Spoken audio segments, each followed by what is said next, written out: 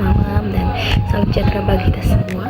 Perkenalkan, nama saya Shalomita Gabriela Muhammad, NPM 202104100012. Nah, pada saat ini saya akan menjelaskan mengenai sistem informasi manajemen dengan dosen pengampu saya, yaitu Bapak Ilham Jaya Purnama, SEMM. Nah, sistem informasi manajemen yang saya ambil yaitu di sekolah dasar, khususnya itu SDN Negeri Pembina Toli. Nah, setelah saya amati, ternyata di sekolah dasar tersebut ini itu sangat mendukung kegiatan mereka, yaitu kegiatan administrasi mereka, akademik mereka, ataupun manajerial sekolah mereka. Nah, yang pertama itu ada Dapodik, data pokok pendidikan, yang sebagai fungsinya mereka yaitu sistem resmi dari Kemendikbud untuk pendataan siswa, guru, ataupun profil dari sekolah tersebut. Nah, ada juga e-raport untuk SD.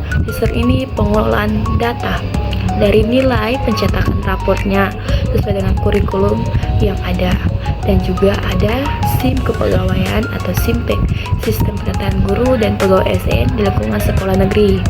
Nah, lalu ada juga aplikasi absensi untuk mereka pegawai. Nah, ini untuk mencatat kehadiran guru ataupun staf sekolah yang ada di sekolah tersebut ini. Lalu ada juga itu ARKAS atau SIPLA, sistem pengolahan data, perencanaan anggaran dana, BOS, seperti pengadaan barang yang ada di sekolah yang akan ada nanti.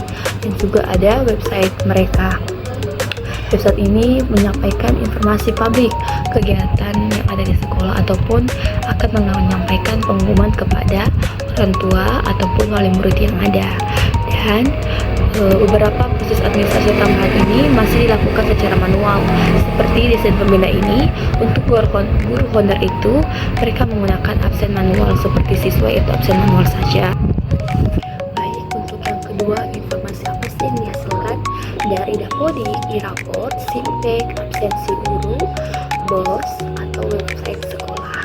Nah, data yang dihasilkan itu yaitu jumlah siswa, data guru, sarana prasarana yang ada, nilai siswa atau raport. Nah, rekapan nilai tiap semesternya itu ada data pegawai, riwayat ASN, jabatan, data kehadiran atau keterlambatan dari ASN tersebut atau guru ataupun staf yang ada. Lalu ada juga rekapan absensinya ini dihitung. Lalu ada BOS, laporan penggunaan dana BOS-nya ini, perencanaan anggarannya, dan juga website sekolah. Ini yaitu informasi tentang kegiatan sekolahnya, pengumumannya. Nah, untuk masukkan informasi tersebut yang tadi sudah saya jelaskan, pastinya mereka membutuhkan data. Data yang mereka butuhkan itu seperti untuk data siswa nih, mereka itu membutuhkan nama, lisen, kelas, alamat, prestasi, nilai, dan absensi. Untuk data guru, pegawai, ataupun staf yang ada, mereka membutuhkan nih jabatan, kehadiran, sertifikasi, dan juga pendidikan mereka.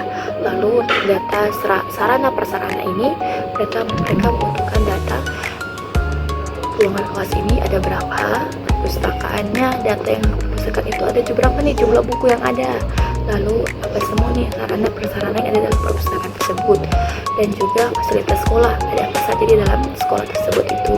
Lalu data akademik, mereka itu membutuhkan jadwal pelajaran, nilai, dan kurikulum ekstrakurikuler, dan juga data keuangan sekolah. Nah, dana BOS inilah yang akan mereka kelola. Lalu ada pengadaan barang juga, itu pasti ada di dalam perencanaan pengadaan. Lalu untuk data inventaris seperti buku ataupun aset sekolah lainnya. Nah, yang keempat ini ada klasifikasi sistem informasi. Yang pertama itu sistem transaksinya. Ini contohnya itu seperti absen guru, input nilai siswa. Lalu ada juga sistem informasi manajemen. Nah, ini itu mereka gunakan untuk laporan dana BOS mereka, rekapan nilai mereka, dan juga rapor sekolah. Ada juga sistem pendukung keputusan. Ini itu data untuk menentukan kebijakan kelas ataupun anggarannya. Lalu ada juga ini sistem informasi eksekutif untuk dashboard data siswa, anggaran ataupun kinerja guru dan staf. Nah, yang kelima ini bagaimana dukungan sistem terhadap fungsi informasi dan level manajemen. Yang pertama yaitu fungsi sistem ini di sekolah meningkatkan akuntabilitasi dan transparansi keuangan. Yang kedua, memudahkan pendataan siswa dan guru. Yang ketiga, mendukung penilaian dan evaluasi belajar dan juga perkembangan siswa.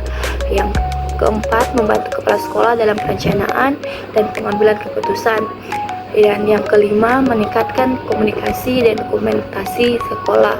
Lalu untuk level manajemennya itu yang pertama, operasional, ada guru dan TU, yaitu peran sistemnya itu untuk input data harian, contohnya seperti nilai siswa, absensi, dan juga entry dapodik. Dan yang manajemen menengah itu yaitu wakasek dan bendahara BOS, perannya sebagai monitoring dan laporan, contohnya laporan BOS, rekapan nilai, dan jadwal pelajaran. Dan yang terakhir, manajemen puncak, kepala sekolah, sebagai peran pengambilan keputusan, contohnya evaluasi kinerja, penempatan guru, dan juga anggaran.